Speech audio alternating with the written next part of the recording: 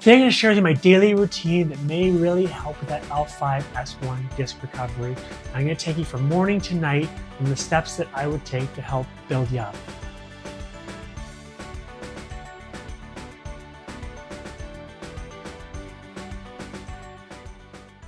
Hi, I'm Dr. Matt Bradbury, family corrective chiropractor here in Georgetown, Ontario, Canada. This is our practice, One Life Family Chiropractic. Today I want to take you through actionable steps from morning, midday, and then into the evening and night routine of what you can do that you may find really useful to help with L5-S1 disc recovery. And of course, if you're trying to keep up with everyone, whether you're trying to keep up with your own kids, pick people up, get throughout your day if your job is sitting or more strenuous in terms of physical activity, and these are some things that you're going to want to consider. And this is a breakdown so that you can say, hey, I got this, versus, oh my goodness, I got to pick somebody up again, or oh my goodness, I got to move that object over there 20 times. This is so you can help more confidently say, hey, I got this, no problem. Okay, so when it comes to your morning routine, these are some things that you're going to want to avoid. Avoid that forward flexion when you first get out of bed. And remember that it may put extra stress on the discs. So what you want to do, I'm going to show you some simple things that you can actually do for yourself before you even roll out of bed. So you can actually start with this one right here. Just simply bring up your leg like this. You can do one at a time. So bring some knee to chest, light stretch of your glutes, and you can do this on one side. Hold it for 20 to 30 seconds, and then alternate to the other side. You can do that 2 times. And again, before you even rolled out of bed, you can practice what are called pelvic tilts, which we've talked about in our past videos. Just practicing flexing and then extending. Flexing and extending. Your pelvis is doing one of these, and then flexing just like this with your lumbar spine.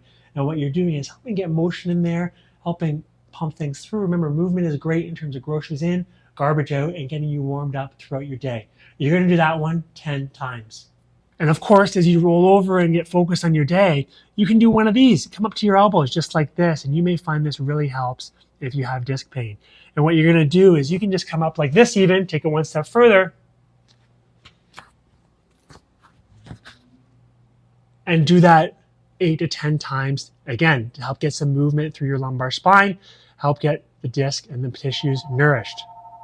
As you come up, you may even want to do one of my favorites, which we're going to help activate our glute muscles. So this one we're going to call the bird dog. You're going to do 6 times on each leg. Kick back.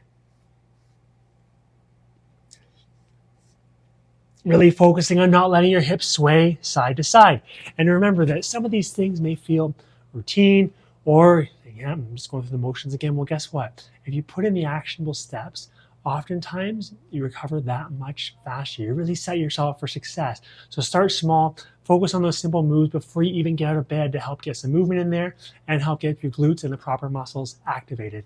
Of course, as you make your way to work, if you're commuting or sitting in your vehicle, remember, standing and walking around is essential. So before you even get to your desk, if you get off of a train or a transit or get out of a car, spend at least 5 minutes walking the long way, walking around the parking lot a little bit to get moving, to help get those tissues and help keep them healthier, so that when you go to sit or create your routine for the next part of the day, things are a little bit warmed up and it's a little bit easier for you.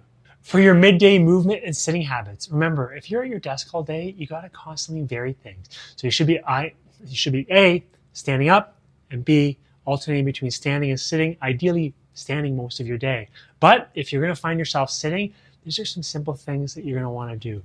First of all, make sure you have proper lumbar support. You can take a towel, you roll it up just like this, and what you're going to do is just sit, provide some support, so it's a little bit easier, so you don't find yourself, it also gives you that postural, that cue, you don't find yourself like this. It's going to help give you a little bit of a cue to help maintain that natural lumbar curve so that you're not slouching and getting stuck flexed forward, which is not great for your spine or your nervous system throughout the day. And if you are sitting, every 20 to 30 minutes, make sure you're standing up, moving around, taking a walk to that water cooler. Of course, remember, when you stand up, motion is lotion. In terms of you got to get the right movement in to help your body be healthier. So you can even come back to those standing extensions just like this. Put your hands on your low back and just gently apply pressure forward. So you find a more end range into extension versus always being stuck inflection throughout your day. Of course, as you come to your evening and nighttime routine, remember, take advantage of your time. Carve out some time, make a point. After dinner, go for a walk. It's going to help with your recovery, help your tissues be more resilient, and guess what? It's probably even going to help process your food better in terms of your blood sugar.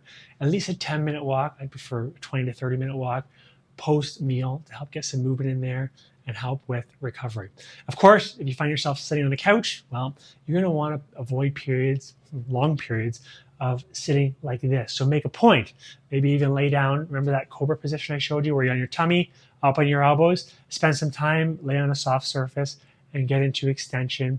And then even build yourself a little routine where prioritize. Spend 5 minutes working on your glutes, doing your bird dogs, doing your cobra position, and just doing some general spinal health movements in terms of, you can do the cat camel, get some global motion in there, and really prioritize those mornings and that end of daytime to help look after your tissues. Focus on your breathing. A lot of times if you tap into your breath, it can really help manage your stress response, which I find a lot of times people who are uncomfortable, guess what? Their stress response may go up because your body is literally naturally trying to protect itself. So focus on longer out, 4 seconds out, 2 seconds in with your breathing. So you can watch your favorite show, lay on your stomach, do some bird dog exercises, focus on your breathing, 4 seconds out, longer out, then in, 2 seconds in, and you repeat that 10 times as your basic breathing exercises.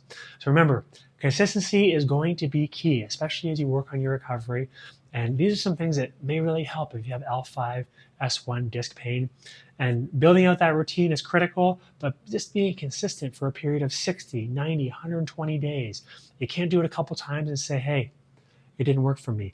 You have to literally change your routine, and it takes work. That's one thing that I share with practice members in the office. It takes work to change your health, and consistency, you have to carve out the time and prioritize it. So consider that, and remember that you fall into a rhythm to help build your health. Anyways, I appreciate you. Thanks so much for tuning in. If you found this useful, of course, my only ask is, as I've shared with you before, I got a big mission in terms of helping people understand their health more.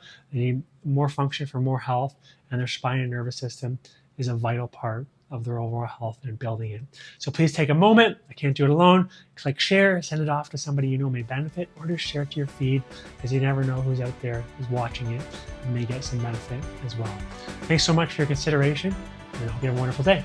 Bye for now.